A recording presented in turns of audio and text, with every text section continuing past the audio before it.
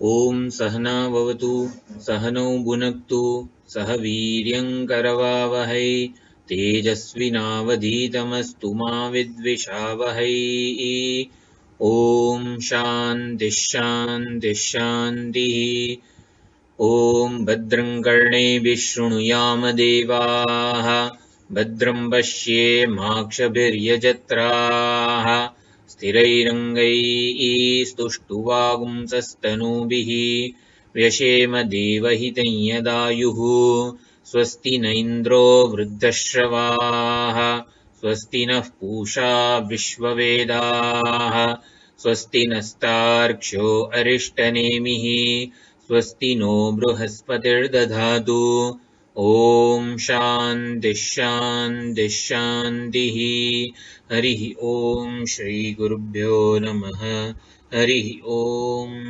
सदाशिवसमारम्भां शङ्कराचार्यमध्यमाम् अस्मदाचार्यपर्यन्तां वन्दे गुरुपरम्परां वन्दे गुरुपरम्पराम्।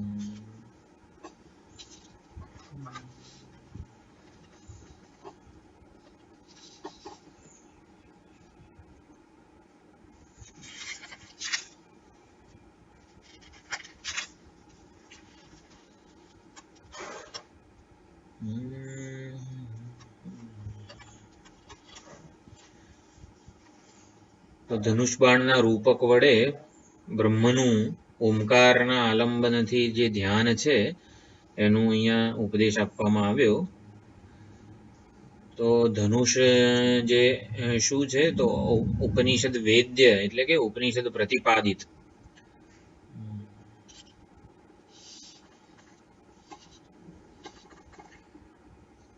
ઉપનિષદમાં ઓમકાર રૂપી આલંબનનું સગુણ બ્રહ્મના ધ્યાન માટે નિર્ગુણ બ્રહ્મના નિધિધ્યાસન કે આત્મ સ્વરૂપે જ્ઞાન માટે પ્રતિપાદન થયેલું છે।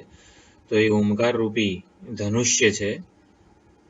અને પછી બુદ્ધિ બાણ છે। હવે બુદ્ધિમાં ઘણા બધા આચાર્યોએ એટલે બુદ્ધિને બાણ કીધું છે। પછી બાણનો જે લાકડા વાળો પાતળો લાંબો ભાગ છે જે એને આચાર્યો બુદ્ધિ કહે છે। અને આગળનું જે શલ્ય છે એટલે કે જે તીક્ષ્ણ જે લક્ષ્યની આરપાર જતું રહે છે એ ચિદાભાસ કે જીવાત્મા એવું કહેવાય છે, જેનું લક્ષ્ય રૂપી બ્રહ્મ જોડે એકત્વ થઈ જાય છે। એટલે કે જે આગળનો તીક્ષ્ણ ભાગ જે લક્ષ્યમાં જતો રહે છે, લક્ષ્ય સાથે એકરૂપ થઈ જાય છે, એને ચિદાભાસ કે જીવાત્મા કીધો છે।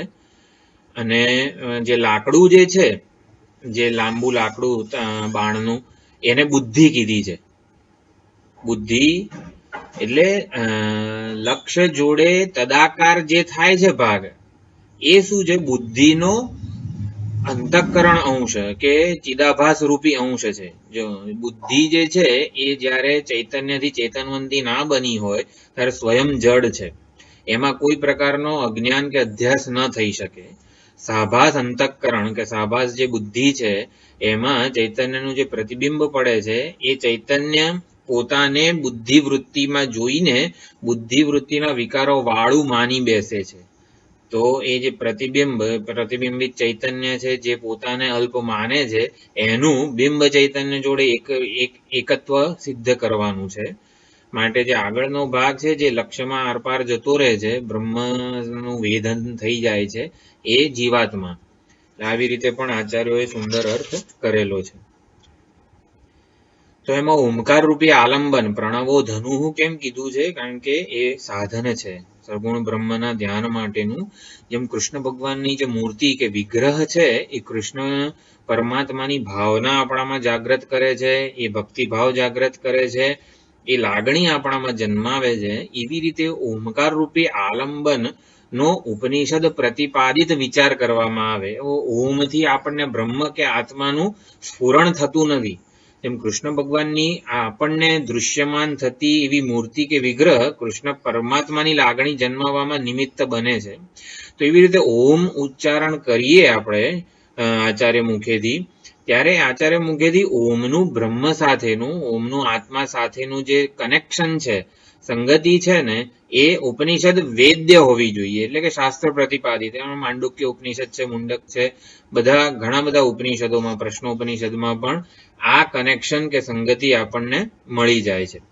એટલે ઉપાસના કરવાની હોય ત્યારે જે યુક્તિ થોડું ઘણું સામ્ય જોઈએ પ્રતીક અને ઉપાસ્ય વિષય વચ્ચે, તો એનું આપણે ઉપનિષદ પાસેથી એ જ્ઞાન મેળવવાનું, જેથી પ્રતીક કે આલંબન આપણને ધ્યેય વિષયના ચિંતન કે વિચાર માટેનું ભાથું બની રહે. તો દક્ષિણામૂર્તિ મઠના આચાર્ય કહે છે, ઉપસંહૃત બાહ્યકરણેન, આપણી બધી જ બહિર્મુખતા વાળી જન્માવનારી જેટલી પણ પ્રવૃત્તિઓ છે જેમાં મન, ઇન્દ્રિયો, બુદ્ધિ બહિર્મુખ રહે, એ બધું ઉપસંહૃત, એ બધાને આપણે પાછી આવૃત્ત ચક્ષુ બની જવાનું. સમાહિત મનસ્કેન, એકવાર મન, ઇન્દ્રિયો, બુદ્ધિને બહારના વિષયોમાં જતી રોકી, પણ પછી અંદરના વિષયોમાં વિચારવાનું નથી, કોઈ માનસિક લાગણી કે આ તે, પરંતુ સમાહિત મનસ્કેન, એને આત્મામાં સ્થિર કરવાનું. ઓમકાર રૂપી જે આલંબન છે એમાં સ્થિર કરવાનું. ઓમ ઓમ અથવા તો ઈષ્ટ દેવતાનો કોઈ જપ હોય, ઓમ નમઃ શિવાય, ઓમ નમઃ શિવાય, એ મંત્રનું ઉચ્ચારણ જ્યારે થાય ત્યારે મંત્ર ઉચ્ચારાઈ રહ્યો છે ક્યાંથી, પહેલા શરૂઆતમાં ભલે ઉચ્ચ જપ હોય, આપણે મોટેથી ઓમ નમઃ શિવાય બોલીએ, મોટેથી ઓમ નમઃ શિવાય બોલીએ ત્યારે પણ ઓમ નમઃ શિવાય આપણને સંભળાય છે. પછી મંદ જપ હોય, પછી ચિત્તજમ જપ હોય કે માનસ જપ હોય, તો એ માનસ જપ જે ઓમકારના કે ઓમ નમઃ શિવાયના જ્યાંથી ઉચ્ચરિત થાય છે, એ જે છે ઓમ નમઃ શિવાયનો જપ જ્યાંથી જે ચૈતન્યમાંથી ઉચ્ચરિત થાય છે, એ ચૈતન્ય એ ઓમકાર કે ઓમ નમઃ શિવાય મંત્ર વડે સ્ફુરી રહ્યું છે. એટલે આપણે મંત્ર પહેલા શરૂઆતમાં મંત્ર ઉપર ધ્યાન આપીએ છીએ. ઓમ નમઃ શિવાય, શિવજીની હું શરણાગતિ સ્વીકારું છું, શિવજી જે કરે એમાં જ મારું કલ્યાણ છે, વગેરે વગેરે. એટલે ઓમ નમઃ શિવાય કે ઓમકાર આપણા વિચારનું કેન્દ્ર સ્થાન હોય છે. પછી ધીમે ધીમે સૂક્ષ્મતા, એકાગ્રતા આવે એટલે આ ઓમકાર કે ઓમ નમઃ શિવાય મંત્ર જ્યાંથી પ્રગટ થાય છે, જ્યાંથી એનો આવિર્ભાવ થાય છે, એ સ્થળ કે હૃદય, એ હૃદયમાં સ્ફુરી રહેલું જે ચૈતન્ય છે એના ઉપર આપણને એ દોરી જાય છે શાખા ચંદ્ર ન્યાય. જેમ શાખા જે છે એ ઓમકાર છે, એ ચંદ્ર તરફ આપણને દોરી જાય, એવી જ રીતે એ યત ચૈતન્યમ સ્ફુરતિ તદ ઓમકાર સામીપ્યાત, એ ઓમકારની સમીપ છે, ઓમકારના અરે એ ચૈતન્યના લીધે ઓમકાર આપણને સ્ફુરી રહ્યો છે. એ ઓમ શબ્દેન ઉચ્યતે અને લક્ષણાયા, અને માટે લક્ષણાથી કોઈ આપણને કહે કે મને ચંદ્ર દેખાતો નથી, તો સૌથી પહેલા આપણે એવું કહી દઈએ કે જો આ શાખાનો અગ્રભાગ છે ને એ જ ચંદ્ર છે, કારણ કે ત્યાં નજર કેન્દ્રિત કરવાથી ચંદ્ર દેખાવાનો છે. એટલે ઓમકારને જ બ્રહ્મ કીધું છે, ઓમકારને જ આત્મા કીધો છે. કેમ? કારણ કે ઓમકાર ઉપર આપણે વિચાર કેન્દ્રિત કરીશું, આપણું ધ્યાન કેન્દ્રિત કરીશું, તો આપણને ચંદ્રની જેમ એ લક્ષિત લક્ષણા, એ ઓમકાર વિચાર રૂપી લક્ષણા, એટલે વિચાર કરીશું ને તો લક્ષણા એ બ્રહ્મનું આત્મ સ્વરૂપે જ્ઞાન કરાવશે. અને માત્ર એક યુક્તિથી શાસ્ત્ર પ્રતિપાદિત ઉપાસના કરીશું ઓમકારની, ઓમકાર સ્ફુરિત જે ચૈતન્ય છે એ જ પરમાત્મા છે અને એ જ આ સમગ્ર જગતનું કારણ છે વગેરે, તો એ સગુણ બ્રહ્મનું ધ્યાન થયું. પણ એ ઓમકારની વિચારણા નિર્ગુણ બ્રહ્મના જ્ઞાન માટેનું પણ સાધન છે. તો એનું અહીંયા આપણે મંત્ર 3 અને 4માં સુંદર રીતે મુંડક ઉપનિષદે એનો ઉપદેશ આપ્યો. ઉત્તમાધિકારી જેનો વિવેક તીક્ષ્ણ હોય અને વિવેક, વૈરાગ્ય વગેરે સાધનોનો અભ્યાસ પરિપક્વ થઈ ગયો હોય, તો શ્રુતિ અને આચાર્યએ જે મંત્ર 1 અને 2માં આવિહિ સન્નિહિતમ ગુહાચરમ વગેરે જે લક્ષણો કીધા ને, એનાથી એ તરત બ્રહ્મમાં સ્થિત થઈ શકે છે. હું બ્રહ્મ છું એ જ્ઞાન વૃત્તિ ઉપર આરૂઢ એ થઈ શકે છે. આ કેવું છે કે જેને ખજાના માટે, ધન સંપત્તિ વગેરે માટે અત્યંત આસક્તિ હોય, એને એવો ઉપદેશ આપવામાં આવે કે ફલાણી જગ્યાએ પર્વતની ટોચ છે ને એમાં ખજાનો છે, એટલે ખજાના માટે કે આવી કંઈક એટલું બધું હીરા, માણેક, મોતી વગેરે બધું ત્યાં એ કઈ જગ્યાએ પર્વતની ટોચ ઉપર છે. તો આ વાક્ય પૂરું સાંભળે ના સાંભળે ને એ ઉભો થઈને સીધો ત્યાં દોડવા લાગે, કે જેને અત્યંત આસક્તિ છે એ પછી વાક્ય પૂરું સાંભળવા બેસી ના રહે. તો એકવાર ખબર શ્રુતિ અને આચાર્ય, ઉત્તમ અધિકારીને બધા કે શ્રુતિ અને આચાર્ય વડે એકવાર આપણે સાંભળ્યું કે રસો વૈસહ રસગઈ હેવાયમ લબ્ધ્વા આનંદી ભવતી, કે રસ સ્વરૂપ પરમાત્મા તો આપણા હૃદયમાં જ છે, આત્મ સ્વરૂપે જ એ રસ આનંદ સ્વરૂપ પરમાત્મા પ્રકાશી રહ્યા છે. પછી સીધે સીધું એ આ મંત્ર દ્વિતીય મુંડકના દ્વિતીય ખંડની જેમ નિધિધ્યાસન કરવા લાગી જાય. આ ભામતી પ્રસ્થાન કહેવામાં આવે છે. આપણા આચાર્યો જે છે આપણી પરંપરાના, એ વિવરણ પ્રસ્થાન ઉપર વધારે ભાર મૂકે છે કે જેમાં શ્રવણનું પ્રાધાન્ય છે. ભામતી પ્રસ્થાનમાં નિધિધ્યાસનનું પ્રાધાન્ય છે, કે જેમાં શ્રવણ કરતા નિધિધ્યાસનને પ્રધાન સાધન માનવામાં આવે છે. પણ નિધિધ્યાસન કે ભામતી પ્રસ્થાનનો અધિકારી કેવો હોય કે એકવાર સાંભળીને સીધે સીધો પર્વતની ટોચ ઉપર પહોંચી જાય, પછી એને ઓલું સાંભળવાની જરૂર ના હોય. જ્યારે આપણા પરંપરાના આચાર્યો શ્રવણને મુખ્ય સાધન જ્ઞાનનું માને છે. આચાર્ય મુખેથી, આચાર્ય સન્મુખ બેસીને, પછી ઘરે બેઠા બેઠા એવું નહીં, સન્મુખ બેસીને જ્યારે આચાર્ય મુખેથી શાસ્ત્રોનું શ્રવણ કરવામાં આવે, શ્રદ્ધા ભક્તિ વગેરે બધું હોય આચાર્યો માટે, શાસ્ત્રો માટે, એમાં જે અભ્યાસની જરૂર પડે, શ્રવણ મનન નિધિધ્યાસનની આવૃત્તિ ભલે આપણે આખી જીવન પર્યંત કરવાની રહે, ત્યારે નિશ્ચય આપણો જે સ્થિર થઈ જાય અને હું બ્રહ્મ છું એ જ્ઞાન વૃત્તિ પર આરૂઢ થઈ શકીએ છીએ. એટલે મધ્યમ અધિકારીને ધ્યાનની જરૂર પડે છે પ્રતિબંધોની નિવૃત્તિ માટે. તો એના માટે આખો ખંડ છે તો ધ્યાન, તો ધ્યાન માટેનું જ આ સુંદર રૂપક આપવામાં આવ્યું કે બાણ, ધનુષ્ય વગેરે બધું જે છે એ ધ્યાન માટે છે. અને જે બુદ્ધિ રૂપી જે બાણ છે એનો જીવરૂપી શલ્ય ભાગ, ચિદાભાસ રૂપી આગળનો જે ભાગ છે એ બ્રહ્મ જોડે એક થઈ જાય છે. એટલે લક્ષ્ય સુધી પહોંચવા વાળી બુદ્ધિ છે માટે બુદ્ધિને બાણ કીધું છે. અને બાણ બુઠ્ઠું ના હોવું જોઈએ, એટલે ઓમકારની ઉપાસનાથી તીક્ષ્ણ થયેલી બુદ્ધિ હોવી જોઈએ. ઓમકારની ઉપાસનાથી આવી રીતે તીક્ષ્ણ થયેલી કે જેમાં આ એ બુદ્ધિમાં ઓમકાર કે ઓમકાર પ્રતિપાદિત બ્રહ્મના આત્માના સંસ્કાર હોય એ હોવું ખૂબ જ જરૂરી છે. તીક્ષ્ણ કોને બનાવવાનો છે? જીવાત આગળનો શલ્ય ભાગ છે ને એને તીક્ષ્ણ બનાવવાનો છે ઉપાસનાથી, ધ્યાનથી. એટલે બુદ્ધિનો જે અંશ તીક્ષ્ણ બનાવવાનો છે એ કયો છે? જીવાત્મા રૂપી ચિદાભાસ રૂપી અંશ છે. તીક્ષ્ણ બનાવવાનો છે એટલે જાણે કે બ્રહ્મ બનાવવાનો છે. બ્રહ્મ કેવો છે? તો કે સચ્ચિત આનંદ છે, કરતા ભોગતા નથી, પ્રમાતા નથી, કોઈ રોલ કોઈ વેશ નથી. તો એવા આપણે પ્રયત્નપૂર્વક બનવું પડે પહેલા, કે જીવાત્માને ઉપાસનાથી બ્રહ્મ જેવો બનાવવો પડે. આ ઉપાસના આ કામ કરે છે. તદાકાર વૃત્તિને ઉપાસના કહેવાય. તદાકાર, જેમ કે રામ ભગવાનની ચૈત્રી નોરતાના 9 દિવસ આપણે શ્રીરામની ઉપાસના કરતા હોઈએ તો આપણું મન શ્રી રામચંદ્ર ભગવાન જેવું થઈ જાય, બની જાય. તો આ ઉપાસના છે ઓમકારની. ઓમકારની ઉપાસના વડે જે બાણને તીક્ષ્ણ બનાવવાનું છે, એટલે કે બુદ્ધિ કે અંતઃકરણ જે છે જીવાત્મા અંશ, અંતઃકરણ જે છે ને એમાં બે અંશ છે, બિંબ અને પ્રતિબિંબ બંને રહેલા છે. જે પાણીની ડોલ હોય તો એમાં પાણી એ અંતઃકરણ છે, તો એમાં સૂર્ય બિંબ રૂપે પણ છે અને પ્રતિબિંબ પણ છે. તો પ્રતિબિંબને બિંબ જેવું બનાવવાનું છે.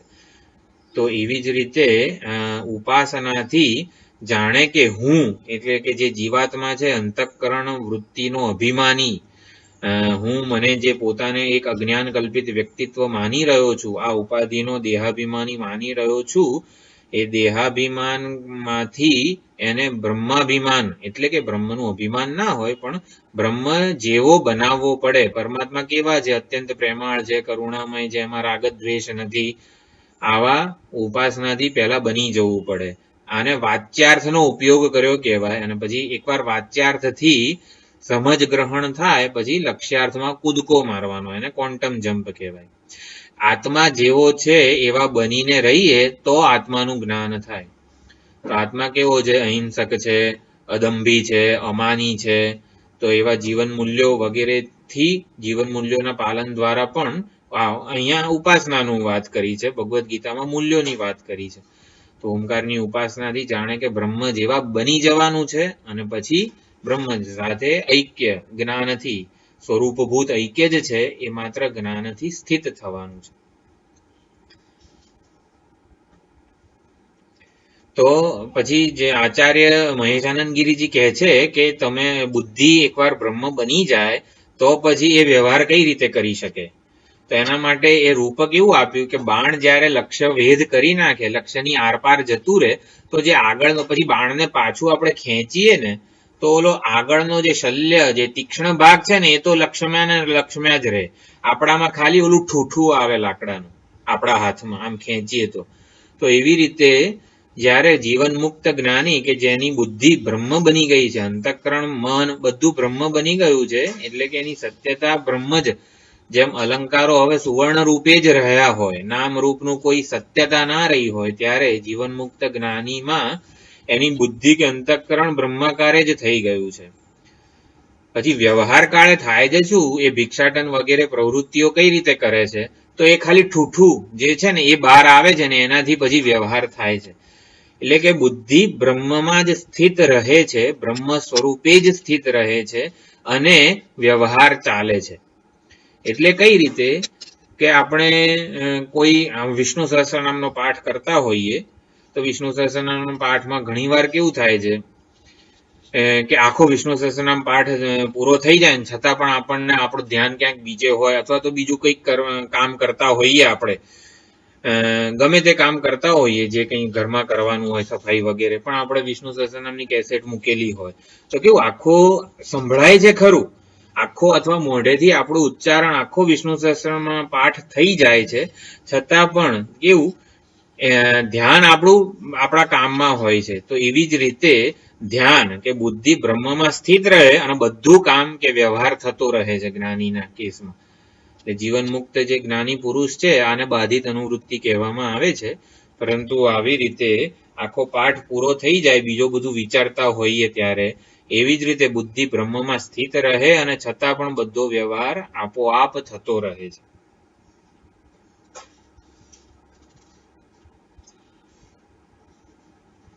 એટલે બ્રહ્મ નિષ્ઠા, બ્રહ્મ જ્ઞાનમાં જ્યારે નિષ્ઠા હોય ત્યારે ચિદાભાસ એટલે કે જીવાત્મા જેનો જે ચિદાભાસ અંશ છે એ ચિદાભાસ બ્રહ્મ સાથે વિલીન થઈ જાય, બ્રહ્મ જ્ઞાનમાં વિલીન થઈ જાય. એટલે હું વ્યવહાર કરું છું એવો જે અલ્પ દેહાભિમાનનો જે ખ્યાલ હોય છે એ રહેતો નથી. એટલે આમ બુદ્ધિ બાણ છે, શલ્ય જીવાત્મા છે અને જીવન મુક્તને આવો તાદાત્મ્ય અધ્યાસ હોતો નથી અંતઃકરણ સાથે. અંતઃકરણમાં જોઈને એને હું અંતઃકરણમાં એક ઉપાધિમાં સીમિત છું એવું લાગતું નથી. જેમ ઘટરૂપી ઉપાધિમાં આકાશ આમ નજર કરે, ડોકિયું કરે તો એને એવું લાગે કે હું આ ઘટરૂપી ઉપાધિથી સીમિત છું, એવું જ્ઞાની આકાશને થતું નથી. પહેલા એવું માની લે છે, પણ પછી એને સ્વરૂપનો બોધ પ્રાપ્ત થાય ત્યારે એ આવી રીતે તાદાત્મ્ય અધ્યાસ, આધ્યાસિક તાદાત્મ્ય કરતું નથી. તો એવી જ રીતે અહીંયા પાછું નિધિધ્યાસનનું વિધાન કરતો આ 5મો મંત્ર આવે છે. યસ્મિન દ્યૌઃ પૃથિવી ચાંતરિક્ષમ ઓતમ મનઃસઃ પ્રાણૈશ્ચ સર્વૈઃ તમેવૈકં જાનદ આત્માનમ અન્યા વાચો વિમુંચથ અમૃતસ્યૈષ સેતુઃ. તો સુંદર અહીંયા વિધાન કરવામાં આવેલું છે. તમ એકમ એવ જાનથ આત્માનમ, એ આત્માને, એક આત્માને, અદ્વિતીય આત્માને જ જાણો. અન્ય વાચો વિમુંચથ, બહુ મહત્વનો મંત્ર છે. વિમુંચથ એટલે સામે બેઠેલા જે શિષ્યો છે, મધ્યમ પુરુષ બહુવચનનું રૂપ છે. એટલે હે શિષ્યો, યસ્મિન એટલે આમાં તટસ્થ લક્ષણથી આવી રીતે બ્રહ્મનો નિર્દેશ કરવામાં આવેલો છે, જે અધિષ્ઠાન છે. યસ્મિન જેમાં દેવહુ પૃથ્વી અંતરિક્ષમ ચ, જેમાં દ્યુલોક, પૃથ્વીલોક, અંતરિક્ષલોક એટલે ભૂ ભુવઃ સુવઃ બધું જ, અને સર્વૈહિ પ્રાણૈહિ સહ મનઃ ઓતમ, બધા જ પ્રાણ એટલે બધી જ્ઞાનેન્દ્રિયો પ્રાણ સહિત આખું જે કરણો સહિત મન સમર્પિત છે. ઓતમ એટલે આખું ભૂર્ભુવ સ્વ એટલે બાહ્ય જગત અને આંતરિક આ મન, બુદ્ધિ, ચિત્ત, અહંકાર વગેરે બધું ઇન્દ્રિયો સહિત જ્યાં સમર્પિત છે તે એક આત્મ ચૈતન્યને જ જાણો. તમે વૈક જાનથ આત્માનમ, એ જેમાં આ બધું સમર્પિત છે એવા એક ચૈતન્ય આત્મ ચૈતન્યને જ જાણો. અન્ય વાચો વિમુંચથ, બીજી બધી વાણીને તમે છોડી દો, એને કોઈ ધ્યાન ન આપો. અમૃતસ્યૈષ સેતુઃ, અમૃતની પ્રાપ્તિ માટે આ એક જ સાધન છે. સેતુ શબ્દ પૂજ્ય સ્વામીજી દયાનંદજી મહારાજને ખૂબ જ ગમતો હતો. આપણા આત્મપુરાણની જે છેલ્લી સવા એશ મહાન જ આત્મા, એમાં પણ એશ સેતુર વિધરણ, એ આત્માને સેતુ કીધો છે. સેતુ એટલે મર્યાદા. પણ દરેક જણ એની મર્યાદામાં કુદરતમાં જીવી રહ્યો છે. એ મર્યાદાનું ઉલ્લંઘન કેમ નથી કરતું કોઈ? તો કે આત્મતત્વ છે ને માટે. એટલે સૂર્ય જે છે એના નિયત સમયે નિયત પ્રકાશથી બધું જ એક નિયત કાયદા પ્રમાણે કરી રહ્યો છે. આકાશ, ચંદ્ર વગેરે બધા પંચમહાભૂતથી માંડીને બધું, પાણી 100 ડિગ્રી સેલ્સિયસે જ ઉકળે, એક દિવસ 80 ઉકળે ને એક દિવસ 120 ડિગ્રીએ ઉકળે, એવું થતું નથી. એની મર્યાદામાં છે. પાણી કેમ મર્યાદામાં સ્થિત છે? કારણ કે આત્મ ચૈતન્ય છે માટે. તો એને સેતુ કહેવાય છે, કે જેને લીધે બધું મર્યાદામાં રહે. તો આપણે જે નદી પરનો સેતુ એટલે પુલ નહીં, દયાનંદજી મહારાજ કહેતા હતા, પુલ નહીં પરંતુ બંધ. નદીને આડે જે બંધ બાંધીએ છીએ એને સેતુ કહેવાય છે, કે જેનાથી નદીનું પાણી મર્યાદામાં રહે છે, સચવાઈને રહે છે. તો એને સેતુ કહેવાય છે. તો એવી અમૃતની પ્રાપ્તિ માટે આ એક જ સેતુ છે. આત્માનું જ્ઞાન એ જ એક સેતુ છે. તો જેમાં આ બધું ઓતપ્રોત છે, આ તટસ્થ લક્ષણ કહેવામાં આવે છે બ્રહ્મનું. જેમાં આ સઘળું ઓતપ્રોત છે અને જેના વડે ઓતપ્રોત છે. તો બેવું કહી શકાય કે અલંકારમાં સુવર્ણમાં બધા અલંકારો ઓતપ્રોત છે, સુવર્ણ વડે બધા અલંકારો ઓતપ્રોત છે. સુવર્ણ વડે પણ કહેવાય, સુવર્ણમાં કહેવાય. આ જે તંતુ વસ્ત્ર જે હોય એ તાણા અને વાણા, જેમ તાણા અને વાણા વડે આખું શર્ટ વગેરે જે છે એ ગૂંથાયેલું છે. તો એવી રીતે આખા જગતમાં તાણા વાણા રૂપે કોણ રહેલું છે? તો કે બ્રહ્મ રહેલું છે, ચૈતન્ય જ રહેલું છે. એકમાત્ર આશ્રય કે અધિષ્ઠાન છે. હે શિષ્યો, એ સત અધિષ્ઠાન, સમગ્ર જગતનું જે ઓતપ્રોત કારણ જે છે ને, હે શિષ્યો, એ કારણને, એ અધિષ્ઠાનને, એ આશ્રયને તમે આત્મ સ્વરૂપે જાણો. સર્વ વિકલ્પો, જો અલંકારો, વિકલ્પની વ્યાખ્યા શું છે?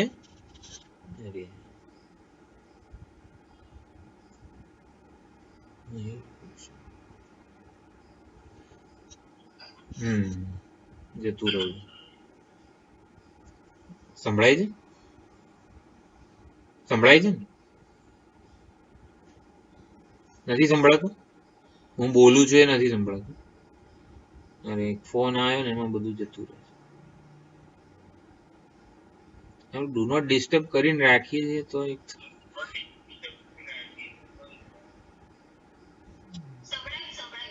સંભળાય છે ના, પણ અત્યારે તો મને નથી સંભળાતું. હવે સંભળાય છે કે હવે નથી આવતું? સંભળાય છે.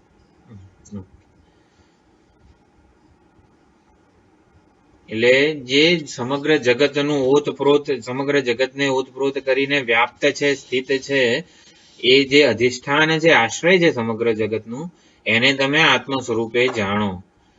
તો અલંકારો જે છે એને વિકલ્પ કહેવાય. વિકલ્પની વ્યાખ્યા યોગશાસ્ત્રમાં શબ્દાનુપાતી વસ્તુ શૂન્યો વિકલ્પ. તો ઘડો એ વિકલ્પ છે. તો ઘડો, આપણે કેમ ગયો, આ ઘડો છે. તો વિકલ્પ કોને કહેવાય? કે ઘડો વિકલ્પ છે. તો ઘડો એ શબ્દ છે એક, એને અનુરૂપ આપણને આ પદાર્થ બાહ્ય જગતમાં મળે છે.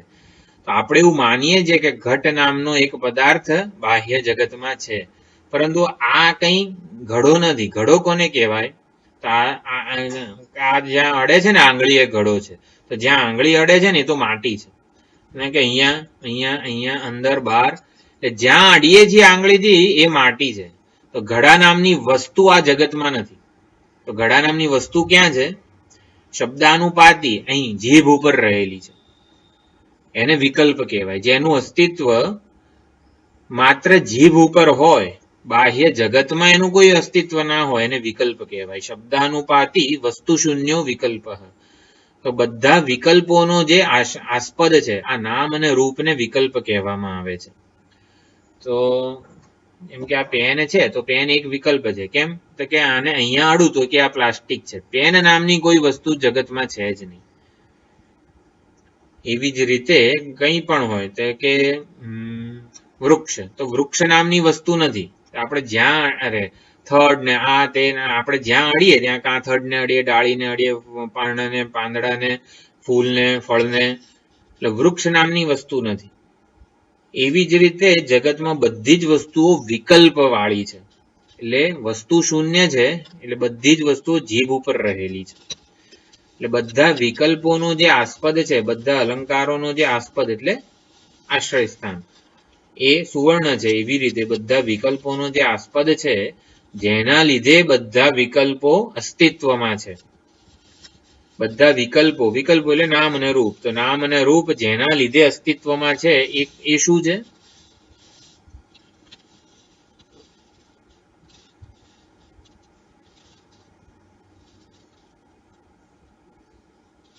અધિષ્ઠાન. નામ અને રૂપ જેના આસ્પદ, જેના અધિષ્ઠાને, જેના આશ્રય અસ્થિભાતિ પ્રિય એ એક છે કે અનેક છે? એક છે. તમે તમ એકમ એવ જાનથ આત્માનમ, એ એક અસ્થિભાતિ પ્રિય સ્વરૂપ આત્માને તમે જાણો, જેમાં આ દ્યુલોક, પૃથ્વીલોક, અંતરિક્ષ લોક, પ્રાણ, મન બધું ઓતપ્રોત છે. ખ્યાલ આવ્યો મંત્રનો? હવે સમજ. એ એક આત્મ સ્વરૂપને જાણો જેમાં આ બધું ઓતપ્રોત છે, જેમાં આ બધા વિકલ્પો કે નામ રૂપ ઓતપ્રોત છે. એવા એક અદ્વિતીય આત્માને તમે જાણો. તો સમગ્ર નામ રૂપાત્મક જગતનું જે અધિષ્ઠાન છે, બ્રહ્મ કહેવાય, પરમાત્મા કહેવાય, ઈશ્વર કહેવાય, એ ક્યાંક ત્યાં રહેલું નથી. એ એકમ આત્માનમ જાનથ, એને તમે આત્મ સ્વરૂપે જાણો. જગતનું સતરૂપી ચિત્ત અધિષ્ઠાન છે જે એ બહાર ક્યાંય નથી. એ ચિત્ત સ્વરૂપે, આત્મ સ્વરૂપે, પ્રત્યેગાત્મ સ્વરૂપે અંદર રહેલું છે. એને તમે જાણો. જે એક છે, અનેક નથી, વિવિધ નથી, એ અદ્વિતીય છે. તો સમગ્ર જગતનું અધિષ્ઠાન મારો અંતરતમ પ્રત્યેગાત્મા છે. એવું કઈ રીતે કહેવાય? હું સમગ્ર જગતનું અધિષ્ઠાન છું એવું સમજવું હોય તો કઈ યુક્તિ છે?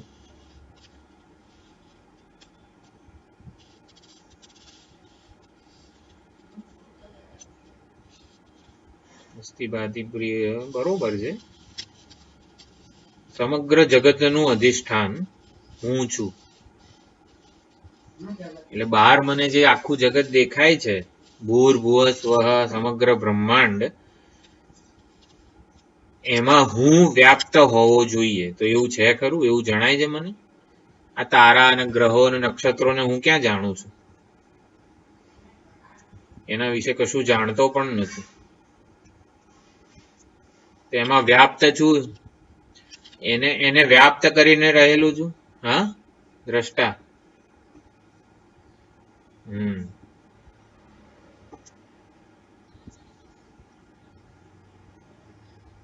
હું જોઉં છું માટે સમગ્ર જગતનું અધિષ્ઠાન હું છું એવું કહીએ. એટલે સમગ્ર જગત જે છે બહાર નામ રૂપાત્મક જગત, જેમ કે આ ઘડો છે, આનું અધિષ્ઠાન હું છું. વાત બધી બરોબર જ છે. દ્રષ્ટા છું, ચેતન છું. એટલે ઘટ જે છે ને એ ક્યાં રહેલો છે? આ અહીંયા બહાર મને દેખાય છે દૃશ્ય રૂપે. એવું આપણી સમજ છે જાણે કે. પરંતુ હકીકતમાં ઘટ ક્યાં રહેલો છે? ઘટ આકારની વૃત્તિમાં રહેલો છે, બુદ્ધિમાં રહેલો છે. ઘટ આ મારા હાથમાં છે નહીં, વેદાંત એવું નથી કહેતું. ઘટ ક્યાં રહેલું છે? ઘટાકાર બુદ્ધિ વૃત્તિમાં રહેલો છે. ઘટાકાર બુદ્ધિ વૃત્તિ ક્યાં છે? મારી અંદર જે અંતઃકરણમાં સ્થિત છે. અને એ ઘટાકાર બુદ્ધિ વૃત્તિ હવામાં અધ્ધર લટકતી નથી, ચૈતન્ય વડે પ્રતિભાસિત છે, ચેતનવંતી છે. તો ઘટ એ ઘટાકાર બુદ્ધિવૃત્તિ કરતા જુદો નથી, ભિન્ન નથી, સ્વતંત્ર નથી. એવી જ રીતે ઘટાકાર બુદ્ધિવૃત્તિ આ ચૈતન્ય કરતા એને પ્રકાશિત કરનારું જે ચૈતન્ય છે મારામાં, હું સ્વરૂપે જે પ્રત્યેક ચૈતન્ય સ્ફુરી રહ્યું છે એના કરતા ઘટાકાર વૃત્તિ જુદી નથી. અને માટે આ ઘટાકાર બુદ્ધિ વૃત્તિને જે ઉજાળે છે એ પ્રત્યેક ચૈતન્ય જ આ ઘડો છે એવું કહેવાય. ઘડા રૂપે પ્રત્યેક ચૈતન્ય જ ભાસી રહ્યું છે. એટલે સમગ્ર જગતનું આ રીતે હું અધિષ્ઠાન છું, એને ઉજાળવા દ્વારા, એને પ્રકાશિત કરવા દ્વારા. તો ગ્રહો નક્ષત્રો આ તે બધું છે એનું હું અધિષ્ઠાન છું એવું કઈ રીતે કહેવાય? એને જાણવા દ્વારા, એને ઉજાળવા દ્વારા. એટલે હું એમાં ઓતપ્રોત છું. દ્રષ્ટા દૃશ્યને ઓતપ્રોત કરીને રહેલો હોય છે.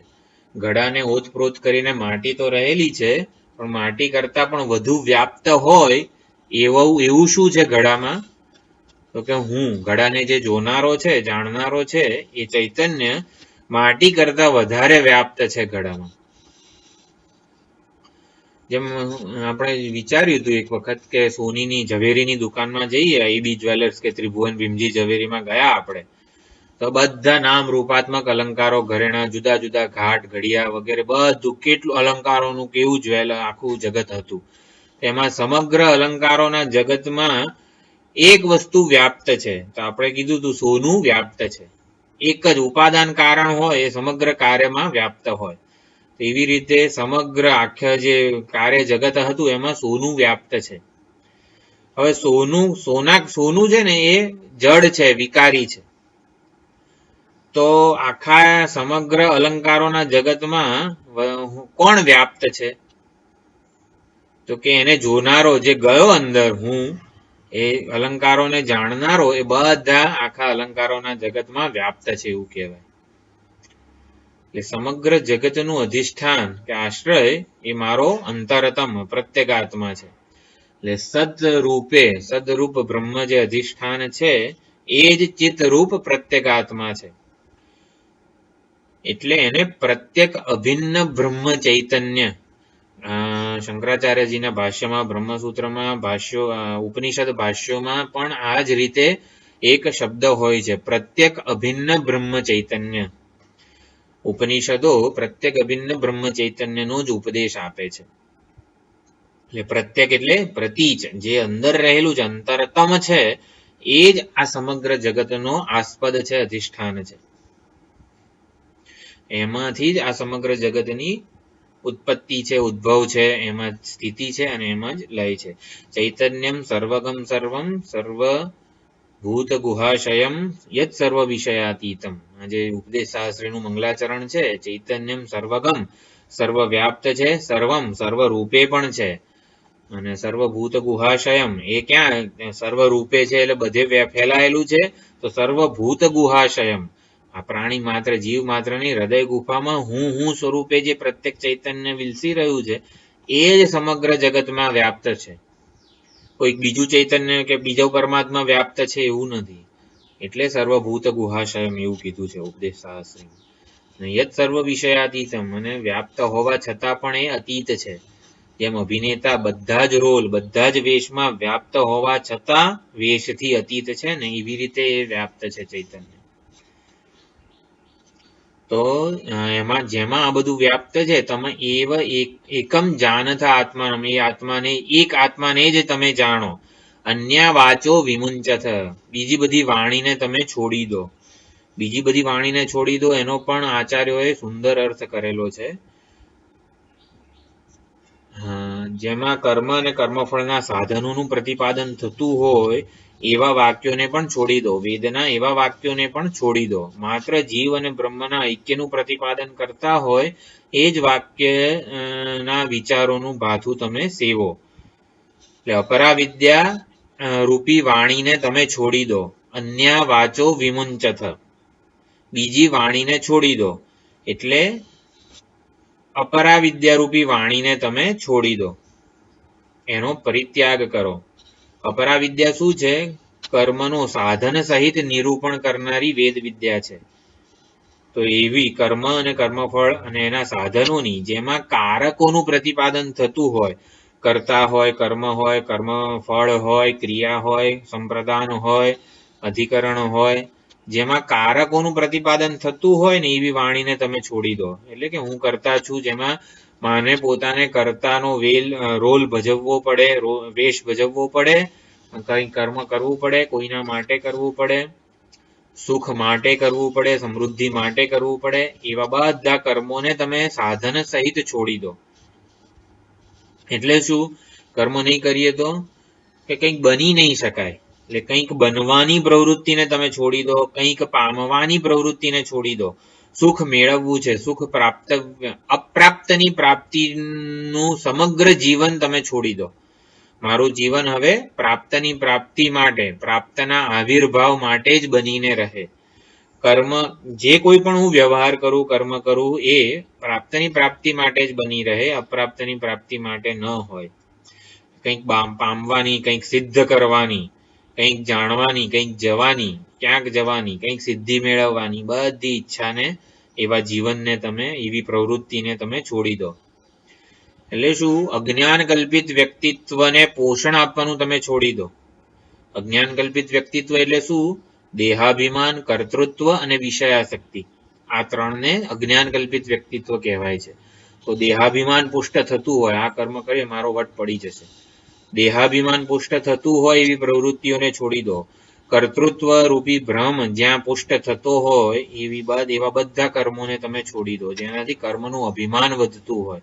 કર્મ તો કરીએ, સાત્વિક કર્મ કરીએ, પણ એનું અભિમાન જો વધતું હોય તો એ બધું છોડી દો, વિષયાસક્તિ વગેરે. એટલે અજ્ઞાન કલ્પિત વ્યક્તિત્વ, ઉપાધિના સામર્થ્યનું અભિમાન છોડી દો, ઉપાધિનું અભિમાન પણ છોડતા જાઓ ધીમે ધીમે.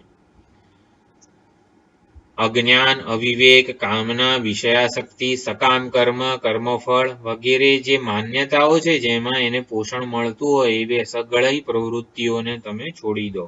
અન્ય વાચો વિમુંચથ, એનો આ અર્થ છે. અમૃતસ્યૈષ સેતુહુ, તો અમરતાનો, મૃત્યુથી પર થવાનો અમરતાનો આ એક જ સેતુ છે, આત્મજ્ઞાન છે. આમ તો આત્મા સેતુ છે, પણ આત્માનું જ્ઞાન એવો શબ્દ પ્રયોગ વ્યાકરણમાં થાય, આત્મનઃ જ્ઞાનમ, પરંતુ વેદાંતના સિદ્ધાંતની દ્રષ્ટિએ આત્મા એવ જ્ઞાનમ, આત્મા જ્ઞાન સ્વરૂપ છે. માટે આત્મજ્ઞાન કહો કે આત્મા કહો, એ સેતુ છે, અમૃતત્વ કે મોક્ષનું એકમાત્ર સાધન છે. એટલે આત્મા જ સેતુ છે, બે કિનારાને જોડનારો સેતુ છે, એ ધારણ કરીને રહેલો છે. એટલે સેતુ એટલે ધારણ કરનાર. બૃહદારણ્યક ઉપનિષદમાં પણ બધું ધારણ કરવાના અર્થમાં જ આત્માને સેતુ કહેલો છે. જ્યારે આ 4:4:22 જે આત્મપુરાણમાં કંડિકા ચાલે છે આપણી શુક્ર શનિના ક્લાસમાં, તો એની પહેલા જનક રાજાને ઉપદેશવા માટે યાજ્ઞવલ્ક્ય મુનિએ 14 મંત્રો, ઋચાઓ કીધી હતી. એ ઋચાઓમાં જ એક મંત્ર હતો, તમેવ ધીરો વિજ્ઞાય પ્રજ્ઞામ કુર્વીત બ્રાહ્મણઃ નાનુધ્યાયાન બહૂન શબ્દાન વાચો વિજ્ઞાપનમ હિતત. સુંદર, આનો આત્મપુરાણના ગ્રંથકારે એટલે શંકરાનંદ સ્વામીએ બહુ જ વિસ્તારથી વર્ણન કરેલું છે. ઘણા બધા શ્લોકો રચ્યા છે. તમેવ ધીરો વિજ્ઞાય પ્રજ્ઞામ કુર્વીત એ વિધાન કરવામાં આવ્યું છે. તો પ્રજ્ઞામ કુર્વીત એ જ તમેવૈક જાનથ આત્માનમ છે. એટલે પ્રજ્ઞામ નો અર્થ એમાં પદાર્થ શુદ્ધિમ સંપાદ્ય, પદાર્થ એટલે તત અને ત્વમ પદાર્થ, એનું શોધન કરીને, તત્પદાર્થમાંથી પણ ઉપાધિ અંશનો બાદ કરીને, ત્વમ પદાર્થમાંથી પણ જે અંતઃકરણ રૂપી ઉપાધિનો અંશ બાદ કરીને એનું શોધન કરીએ, એટલે બંનેનું ઐક્ય સમજીએ. પછી શાસ્ત્રોપદેશતઃ, શાસ્ત્ર અને આચાર્યના મુખેથી આ ઉપદેશ પ્રાપ્ત કરીને પ્રજ્ઞામ કુર્વીત વાક્યાર્થ ભૂતામ સ્વરૂપ આવિર્ભાવ રૂપામ. તો વાક્યાર્થ એક શબ્દાર્થ છે કે જે તત પદનો અર્થ કે છે, ત્વમ પદનો અર્થ કે છે. તો તત્પદનો અર્થ, ત્વમ પદનો અર્થ બધું આપણે જાણવું પડે. પછી વાક્યાર્થ તત્વમસી કહો, અહમ બ્રહ્માસ્મિ કહો, અને વાક્યાર્થ કહેવાય. વાક્યાર્થ એટલે અહીંયા વાચ્યાર્થ નહીં, વાક્યાર્થ એટલે અહીંયા તત્વમસી મહાવાક્યનો જે લક્ષ્યાર્થ છે ને એ સમજવાનું છે. વાચ્યાર્થ એટલે તત એટલે ઈશ્વર, ને ત્વમ એટલે જીવ, અને અસી એટલે છે. આને વાચ્યાર્થ કહેવાય. પણ એ નહીં, વાક્યાર્થ એટલે સમગ્ર તાત્પર્યાર્થ, જેને ઇમ્પ્લાઇડ મિનિંગ કહેવાય, લક્ષ્યાર્થ કહેવાય. એટલે પ્રજ્ઞાનો અર્થ કે છે વાક્યાર્થ ભૂતામ, કે જેમાં આ વેદનું તાત્પર્ય રહેલું છે એ અર્થ જીવેશ્વર ઐક્યમાં. સ્વરૂપ આવિર્ભાવ ભૂતામ, તો સ્વરૂપનો આવિર્ભાવ થાય એવી એનું સ્વરૂપ જે છે એ પ્રજ્ઞામ. મોક્ષ સંપાદિકામ, મોક્ષનું સંપાદન કરનારી એવી પ્રજ્ઞાને કરો. પ્રજ્ઞાનો અર્થ અહીંયા નિધિધ્યાસન. બ્રહ્મનું આત્મ સ્વરૂપે ધ્યાન કરો, જ્ઞાન પ્રાપ્ત કરો, અનુસંધાન કરો. બ્રહ્મનું આત્મ સ્વરૂપે તમે અનુસંધાન કરો. નાનુધ્યાયાન બહુન શબ્દાન, બીજા બધા શબ્દોનું ધ્યાન ના કરો, બહુ બધા શબ્દોનું ધ્યાન ના કરો. વાચો વિજ્ઞાપનમ હિતત, એ વાણીનો વિલાસ માત્ર છે, શ્રમ માત્ર જ છે. એટલે નિધિધ્યાસન, બ્રહ્મનું આત્મ સ્વરૂપે અનુસંધાન કરાવનારા જેટલા શ્રુતિ વાક્યો છે એનું જ માત્ર અનુસંધાન કરતા રહો. અન્ય વાચો વિમુંચત અથવા તો વાચો વિજ્ઞાપનમ હિતત, એ પ્રમાણે બીજું બધું જે છે એને તમે હવે નિધિધ્યાસન પરાયણ મુમુક્ષુ માટે આખો મુંડકનો ખંડ છે એટલે એ પ્રમાણે જ પ્રતિપાદન કરવામાં આવે છે. તો ભામતીકાર, જે ભામતી ટીકા લખેલી છે બ્રહ્મસૂત્રની વિદ્યા વાચસ્પતિ મિશ્રએ, એ કહે છે સેતુનો અર્થ. તો શી બંધને ધાતુ છે, એને ઉણાદી તુન પ્રત્યય લાગે એટલે સિનોતી બધનાતી ઇતિ સેતુ, એટલે પાણીને બાંધે અને તેથી પાણીને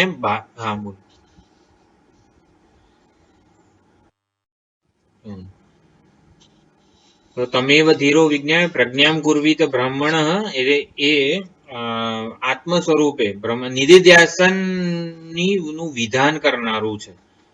એટલે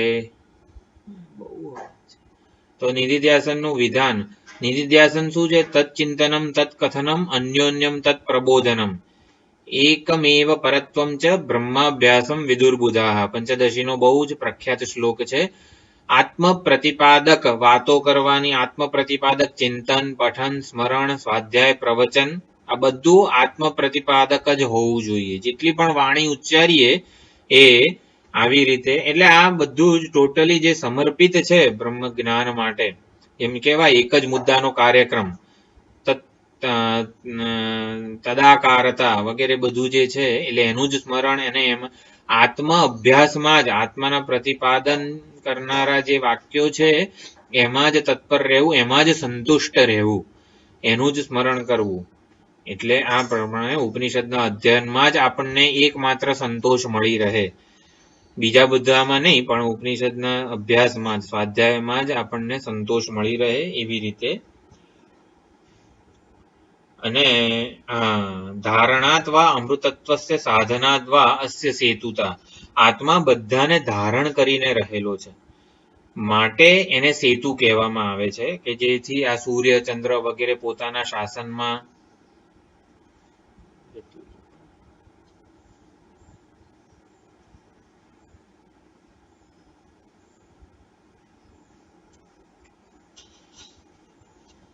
જેમ પાણીને બાંધીને આપણે પાણીની નદી જે છે એને પાર કરી દઈએ, એવી રીતે આ સાધન જે છે અમૃત, અમરતાનું, મોક્ષનું સાધન શું છે? આત્મજ્ઞાન છે.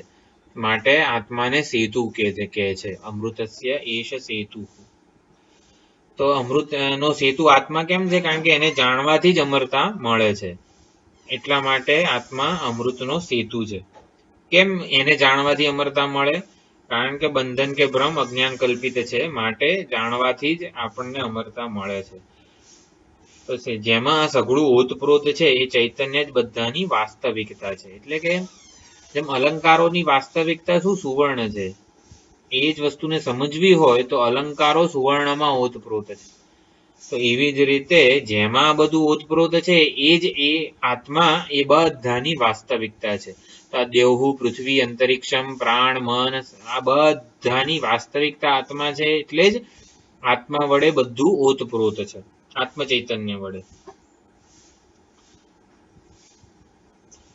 તમ એવ જાનથ, હવે એવકાર છે, જેમ પરીક્ષા લોકાન કર્મચિતાનમાં આપણે એવકારને જુદી જુદી 4 જગ્યાએ જોડીને અર્થ કરેલો, એવી જ રીતે અહીંયા પણ તમેવ જાનથ, એ જે સમગ્ર જગતનું અધિષ્ઠાન છે ને એ જ મારો આત્મા છે, એને આ રીતે આત્મ સ્વરૂપે જ જાણો.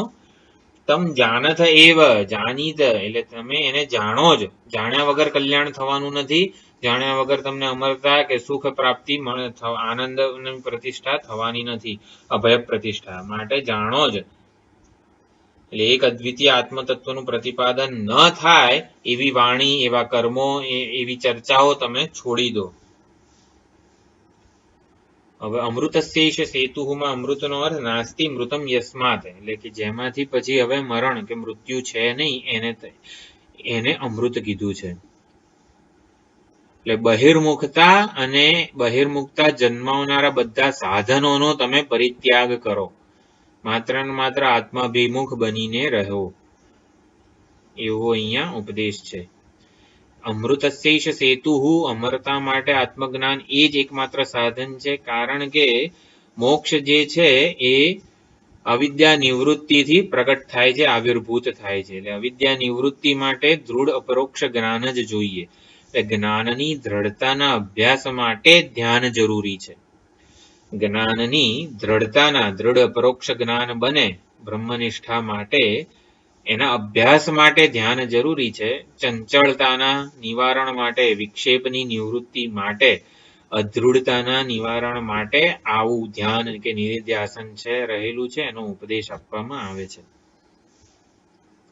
કદાચ આ ઇન્ટરનેટે સરખું ના હોય તોય આ અવાજ આવે, ખબર નથી. તો એવી જ રીતે સમગ્ર જગતનું કેન્દ્ર જે છે, અધિષ્ઠાન છે, આત્મા છે, એ પ્રકારે જ પ્રતિપાદન પણ હવે પછીના શ્લોકોમાં પણ થઈ રહ્યો છે. સમગ્ર જગતની ઉપલબ્ધિ, હું જે જગતને જોઉં છું એ જગત મને મારી બહાર દેખાય છે, પરંતુ વિચાર કરીએ તો સમગ્ર જગતની ઉપલબ્ધિ મને અંતઃકરણમાં, હૃદયમાં થાય છે. અને અંતઃકરણ પ્રત્યેક ચૈતન્ય વડે જ એ ચેતનવંતું છે, સત્તા અને સ્ફૂર્તિ વાળું છે. માટે પ્રત્યેક ચૈતન્ય જે મારી અંદર હું સ્વરૂપે જે સ્ફુરી રહ્યું છે, એ ચૈતન્ય જ આ સમગ્ર જગતનો આધાર છે. હું આ જગતનું અધિષ્ઠાન છું એવા શબ્દો વાક્યો હોય વેદાંતમાં, ત્યારે સમજવાનું શું?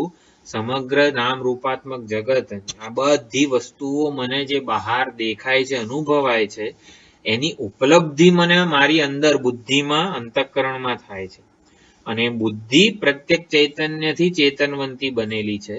માટે પ્રત્યેક ચૈતન્ય સમગ્ર જગતનું અધિષ્ઠાન છે, આસ્પદ છે, આશ્રય છે, આધાર છે.